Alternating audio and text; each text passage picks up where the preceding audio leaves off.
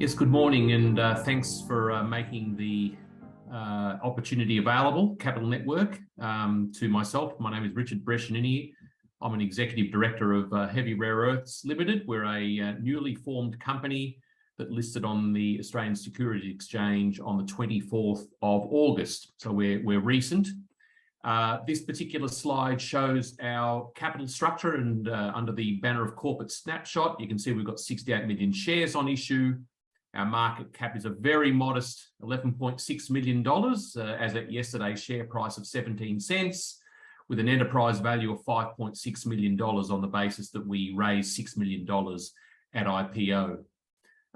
What are we all about? Well, we're all about rare earths, as our name would suggest.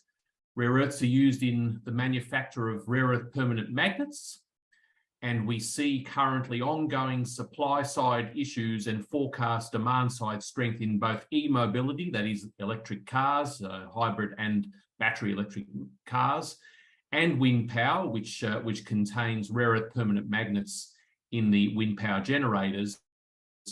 Both of those supply-side issues and forecast demand-side strength will support a resilient rare earth price environment for some time to come.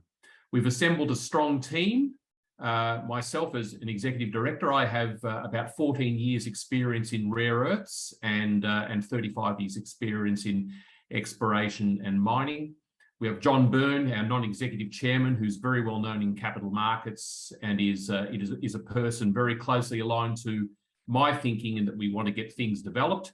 And finally, we have Ryan Skeen, our non-executive director, who's very skilled in financial circles as well as in networking. Our key project is in the Esperance-Norseman region of Western Australia. It's called Kaolinia, and I'll go on to explain exactly what we're doing there. This next slide shows the location of our project. As I mentioned, it's in about halfway between Norseman and Esperance, about 40 kilometres off the highway. It's on a 230 square kilometre granted exploration licence. HRE owns 100% of the mineral rights on the licence. The company, prior to listing, drilled its maiden inferred mineral resource of 28 million tonnes of 625 parts per million total rare earths. Of that rare earth cohort, 25% is in the valuable magnet rare earths. They are neodymium, praseodymium, terbium, and dysprosium. And 23% of the rare earth mix is the strategic heavy rare earths. The deposit averages 8 to 9 metres thick, is shallow, flat-lying, and open in all lateral directions, and is hosted in a clay-rich horizon that is similar in style to deposits in southern China, which are currently the world's main supply source of heavy rare earths. So there is some risk in China remaining almost the sole source of heavy rare earths from the globe. The area of our tenement that we've drilled to date represents less than 1.5% of the total area of the tenement, and that was to deliver 28 million tonnes of resource. And we've also completed some first-pass acid leach metallurgical test work on kaolinia mineralisation, and that has delivered encouraging results in acid leach test work. This slide tells you exactly what we're intending to do in the next 12 months. The picture on the screen shows the location of our tenement. The black dots show the location of proposed drilling, and the pink dots show the location of drilling that was undertaken in 2021 to deliver 28 million tonnes of rare earth resources.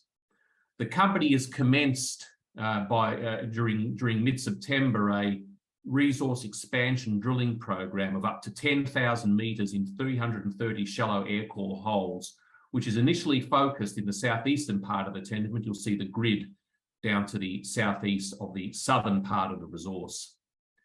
We've also commenced an expanded metallurgical program of acid leach and other types of test work with Strategic Metallurgy here in Perth. Those samples or large composites are already sitting with the lab, and they've commenced their test work.